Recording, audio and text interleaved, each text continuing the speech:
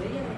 అయినా అక్కడ తిరగడానికి టైం ఉండదు. ఎలక్షనప్పుడు ఆపదు కదా, అది అట్లనే నడుస్తూ ఉంటుంది. చేసుకుంటా పోతూనే ఉంటాం. ఇప్పుడు ఉంటుంది ఏముంటుంది.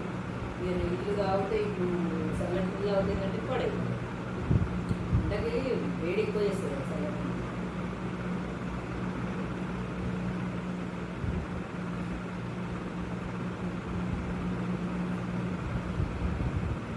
అవును టైం ఉండదు. ఇల్లు పెట్టు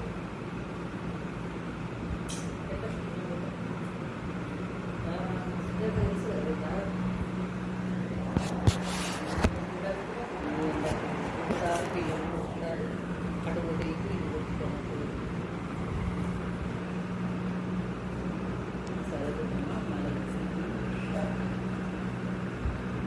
నేను అది చెయ్యొద్దని చేయలే. ఇక అన్నం అయితే వాటి పెట్టిన అన్నం అయితే వాటి పెట్టి తీసుకొని యూజ్ చేసుకుంటుంది.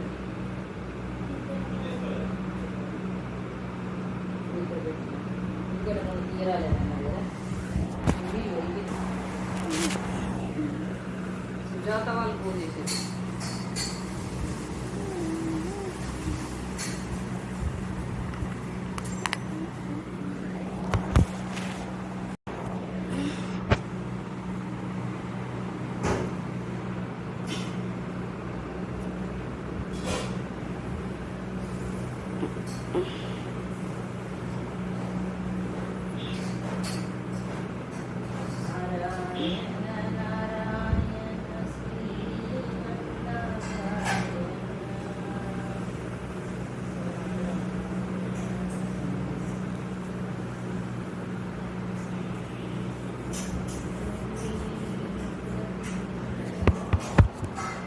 ఎప్పుడన్నా చికెన్ నాకు ఒక్కసారి చికెన్ చేసినప్పుడు బోన్ లేకొని ఎండ పెట్టుకొని తీసుకొని ఆహా ఇది ఈ జాయింట ఆ జాయింట అని అనుకునేది.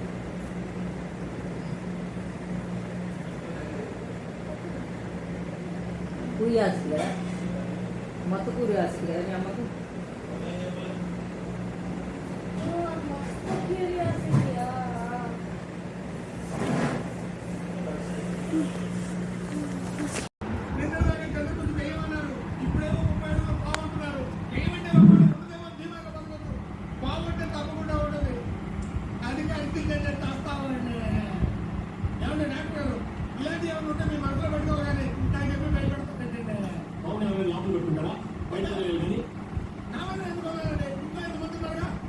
ఈ ఇంట్లో ఎక్కడైనా బాగు చూసి గుడ్డ చచ్చిపోతే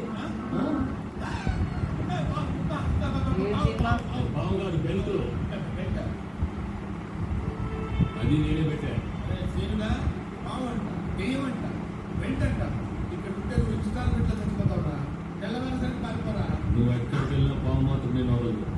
మాతృభాషలో మాట్లాడితే దీనికి అర్థం దీనికి అర్థం కాని భాషలో మాట్లాడతా. ऐसा आता हम चुपके चुपके भागता. मैं पीछे से आता तुझको नहीं छोड़ता.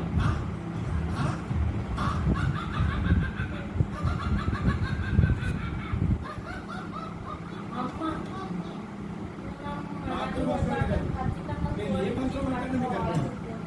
వేసేయండి డాక్టర్. నేను వేసేంటే ఇవాళ కూడా వేసేయండి. నోట్లో చేతిలో పెట్టు. చూడు ఏంటాడో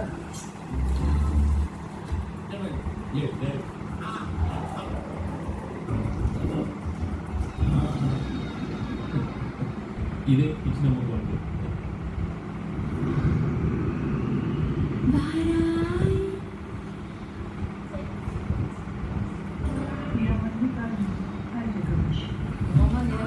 खूबसूरती से मुतासिर होकर आजियो हाउस ऑफ एथनिक्स ने बनाया.